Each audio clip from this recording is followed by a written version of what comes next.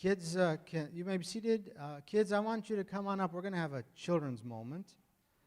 And so kids, come right on up and grab a seat right here in the front row.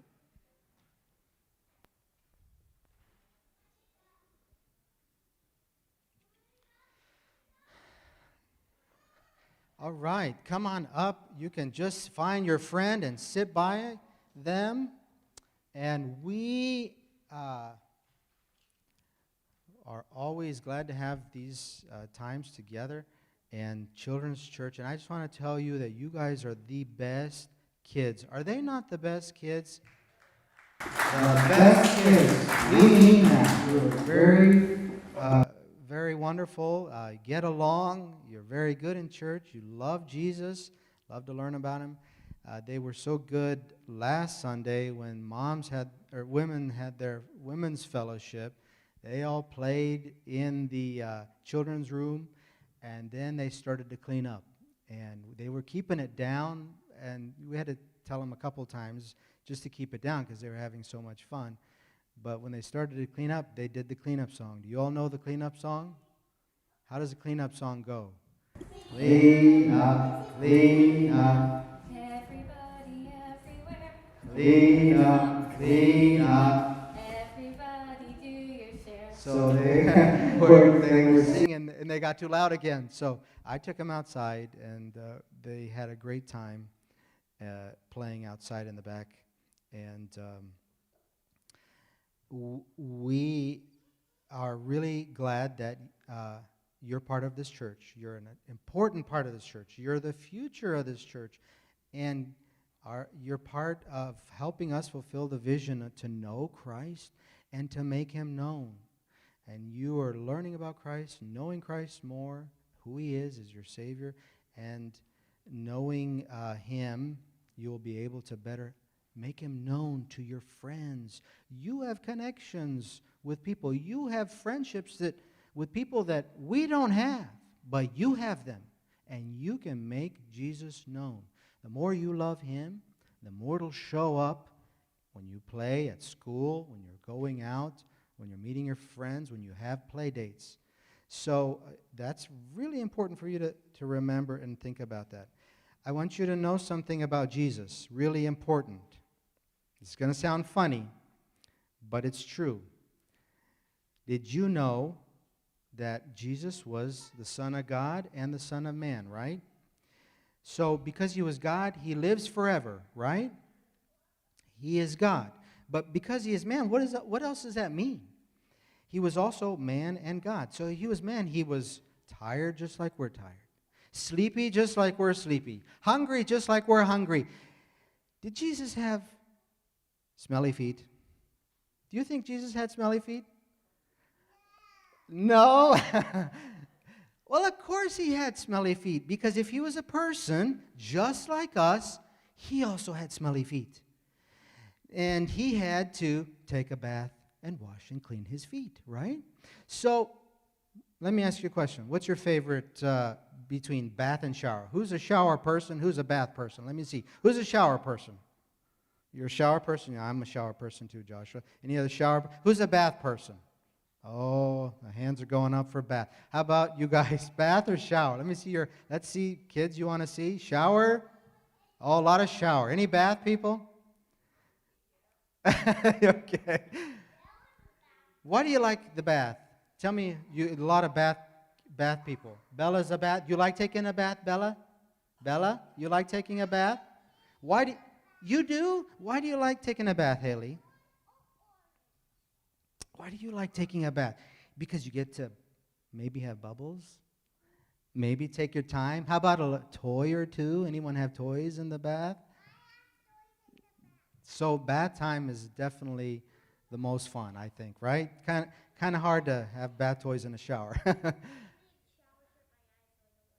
So, yep, showers, the face. Yeah, we're learning about getting water on our face. And yeah, but it's okay because yeah, and you just learn to close your eyes, right? So we are really, when you think about it, you can take a shower anytime you want. a bath anytime you want. Now, sometimes you're running and playing around and you get all sweaty, and maybe you're not thinking of it, but your mom or dad is thinking of it. And they say, you're taking a shower today. You're taking a bath today. But however you're taking a bath or shower, you have that opportunity. Everyone's got running water in their house. You can take a shower anytime you want, right? Is that right? Anytime you feel like it. But Jesus couldn't take a shower anytime he felt like it. He couldn't just take a bath anytime that he wanted. In fact, back then, there was no running water in the house. You had to go and get water with a bucket. And water was hard to come by. Jesus was born where? Say it nice and loud, Bethlehem. Good. Who knows where Jesus lived after Bethlehem? Okay, let's wait. Anyone else? Elisa thinks she knows. Anyone else? I want adults to think about this good too. Where else did Jesus live besides Bethlehem? After Bethlehem, I should say. Okay, kids and then adults. Ready? Anyone come up with an answer? Elliot, what do you think? Where? Where did Jesus live after Bethlehem? Eliza. Nazareth. Okay. What about adults? What do you think? Egypt. He lived in Egypt. So he ended up in Nazareth. You're right. That's good when he was an adult. But growing up, he lived in Egypt. They had to run. In fact, if you know the story, the angel came to Joseph and said, take your family and go. Herod is trying to kill Jesus and your family. So they took everything they had and left that night. And they lived, and you've been to Egypt, and you've seen pictures of Egypt. Egypt is one big what? Desert. We've learned over in your Bible stories you've learned, and we've learned about the people of Israel, they tended to complain a lot about what? Water. They didn't have enough water. And their animals couldn't drink. And if there's not enough water for them, for the animals, then there's not enough water for them. That's right. When you're thirsty, you go drink water. And they couldn't always do that. So Jesus couldn't always wash his feet when he wanted. Now, in the desert and in back then, how did people dress? In what? Yes. In robes. In robes, yeah. What kind of shoes did they have on? Did they have nice Uggs like you, Haley? They had sandals, right? And they walked around. And so what's the difference between a sandal and a shoe? Yes. Yeah, that's right, Allison. Sandals it makes you cold. Why? Because you've got holes in them. And what do you see in sandals? You see your toes, right? And so your toes are walking around the desert. They're getting dirtier and dirtier and dirtier. When we were in Africa, there was red dirt everywhere. Anyone been in the South? In the South, there are places where there's red dirt everywhere. Anyone ever been to Alabama? Has anyone ever been to Alabama? Bianca has. Okay, in Alabama, if you go there, and they call it Bama in Alabama, those people down there, they have funny ground. We have brown ground, they have red ground. Same thing in Africa. Everywhere we went, we had shoes on and socks on, and we still had our feet dirty. We had red, sandy dirt in our toes, even though we had shoes and socks on. And we're like, how does this happen? So you can get dirty, smelly feet pretty quick. And because Jesus was a person, he too had that problem. Now, the neat thing about it is that Jesus came to this earth to make disciples. So I want you guys to be my disciples for the next moment. And I'm going to teach you what a disciple does. The first thing a disciple does is he follows. Jesus picked how many people to be his disciple? 5. How many? Elliot? How many disciples? 12. That's right. He picked 12 disciples to follow him. And now I want you to be my disciples and to follow me. To follow Jesus, Wherever he went, the disciples went. So I want us to practice that. You're my disciples. I want you to follow me. Get up. Everybody stand up and follow me. Let's go. We're going.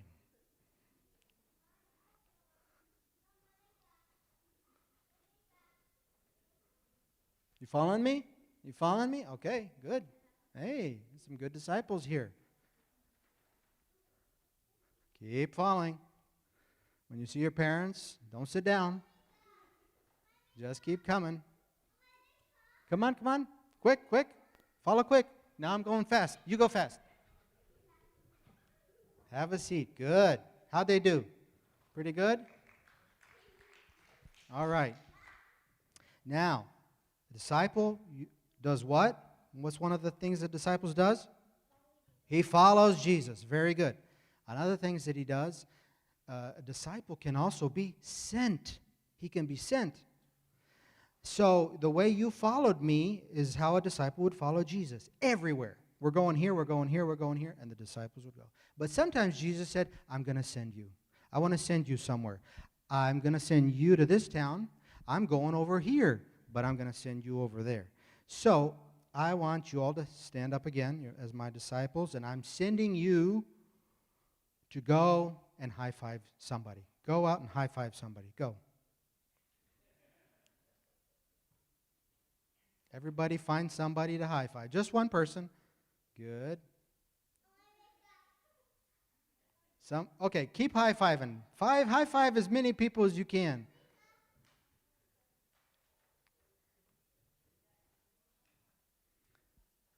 Good.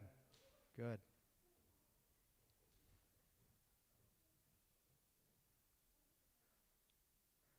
Doing great. Now come on back. Come on back.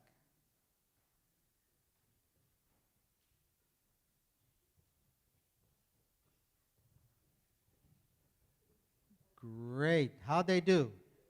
Yeah? Good job. So, what else does a disciple do? What does a disciple do? Two things we've learned. He follows and he's sent. Good. And the last thing that a disciple of Jesus does is he is an example of Jesus wherever he goes. He's an example of Jesus wherever he goes. So, Lisa, I'm going to have you come up, stand up. Just Elisa. Oops, sorry. Everyone else sit down for a second. Lisa, stand right there. Now, what does an example mean? What do you think an example means? To do like someone that from another person. Okay, what do you think an example is? What do you think? Uh-huh. I don't know what it is. Okay, what do you think an example is? That's a kind of a tricky word. What's an example?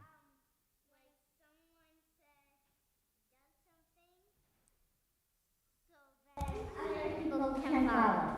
Aha, when someone does something so that other people can follow. Very good. So, Jesus had his disciples follow him. He sent them out, and he wants them to be examples, to do like he does. So, the first thing we're going to do is, Lisa, you're my disciple. You're going to be my example to everybody. So, take these. First example I want you to be is, I want you to be cool like your dad. Okay, look over here. Show everybody how cool you are.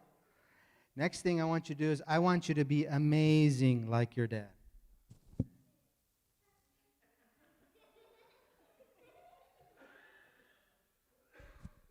Now, take your glasses off.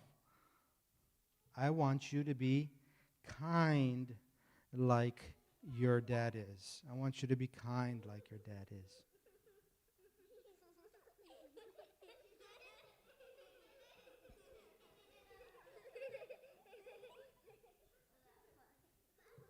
Good. How's she doing so far? Good. Now, I want you to be the ultimate example of me. I want you to be loving as I am loving. I want you to go into this world and be my example. Go and love people. Go. Go and love somebody. Give them a hug. Give them a hug. Give them a hug. Throw your hands out if you want a hug. Love. Love. Love somebody, Eliza. All right, come on back. Let's give her a hand. Everybody have a seat. We'll just wrap them up here. So, good job, everyone, being great disciples, and keep on learning and becoming great disciples of Jesus. The greatest act of Jesus loving his disciples, I think, came, and there are many, many times he showed them love, but probably the greatest was, any guesses?